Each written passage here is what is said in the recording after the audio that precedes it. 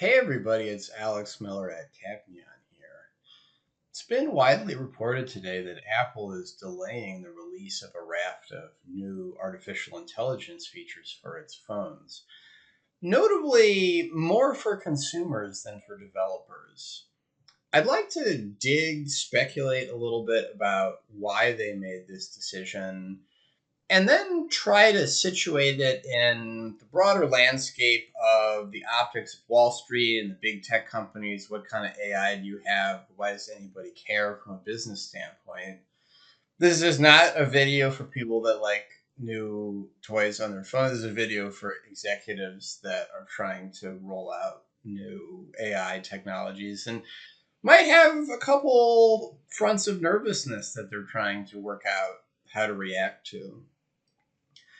So the reason Apple gave for delaying these new features was that they wanted to make sure they were stable. And of course, that's very sensible. I'm going to talk more in a minute, but you don't want to get egg on your face touting these hot new features and you let everybody use them and they all break and behave badly. I think if you want to peer more deeply into Apple's decision, you should really look at how they handled the rollout for developers differently. So if you're a developer, you can get access to these new features more easily and more quickly with the idea that you're testing them out to incorporate them into some other kind of app. And then in the details, they're also rolling these out slowly because of concerns about cloud resources getting slammed all at once. So what's going on in the background here? If you've been watching my videos for a while, I've talked a lot before about there's a lot of interesting questions about doing this fancy AI stuff on phones because you really don't want to run everything on the phone. That's not realistic because of processing power concerns. So you want to try to move some processing to the cloud. And I talked about this before a lot in a data privacy context, advocating for privacy enhancing technologies, which are part of this picture. But here, I think the big concern is probably, well, as these AI models get better, they're typically also getting bigger, more expensive to run. And I think really underappreciated is just general complexity. I've always been big about KISS, keep it simple, stupid. If you've done anything resembling engineering for too long, you start to fear a lot of moving parts. And to the extent these new AI models require special hardware, which sounds like is the case in Apple's case, so much so that they're actually using some chips that they got from Google, which is interesting. It's kind of scary. You're splitting processing between the phone and the cloud.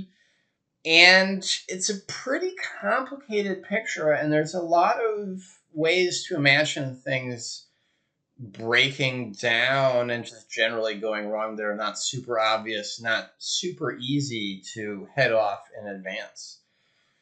The more moving parts you have, the more it can be true that the failure is some really fascinating emergent phenomenon about multiple moving parts. And fascinating is not what you want in a problem where money is involved. So the delay appears to be about this is a cool new widget. It has kind of a scary amount of moving parts.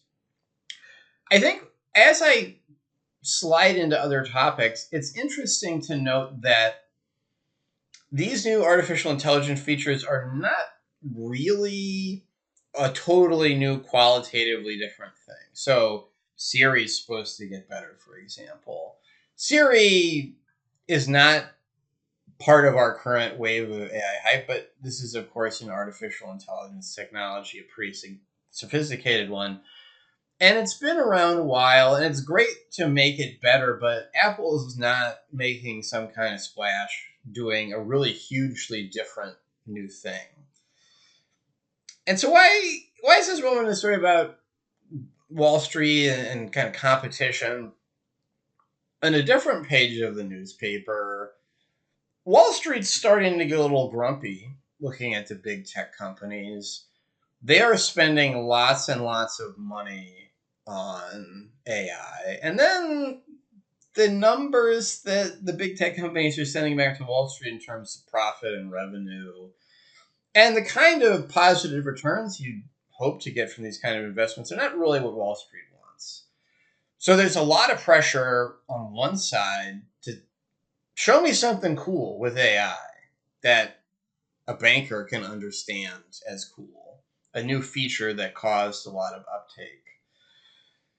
To shift to another company, if you look at Google, it's been true a long time. Google was supposed to be the hotbed, super good at AI, kind of got egg on their face. OpenAI made the big splash. And while playing catch up, Google embarrassed themselves a few times. And if you're having a bad day and you're looking for some schadenfreude and you hadn't heard those stories, I would look them up. So this is a real drag. You really need a win on AI if you're a big tech company. AI, and I will talk about this a lot elsewhere as I have in the past, something that is more powerful can more powerfully embarrass you. And this is sort of the same story as you should fear a lot of moving parts. Apple is now in a similar position. They're a little behind on putting cool new AI features on phones.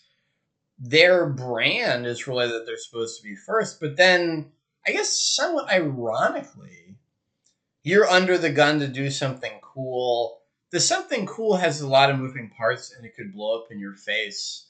It's almost like the haste justifies a bit of extra caution.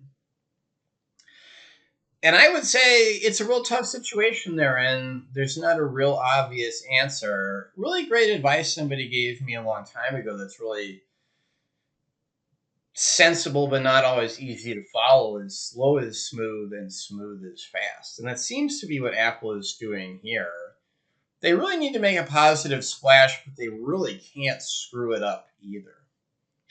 And this is really just a story about something delayed, so more is going to come out and it's going to evolve. If you're interested in business aspects, especially kind of mega cap versus Wall Street business aspects of artificial intelligence, I think this is a really interesting story to watch.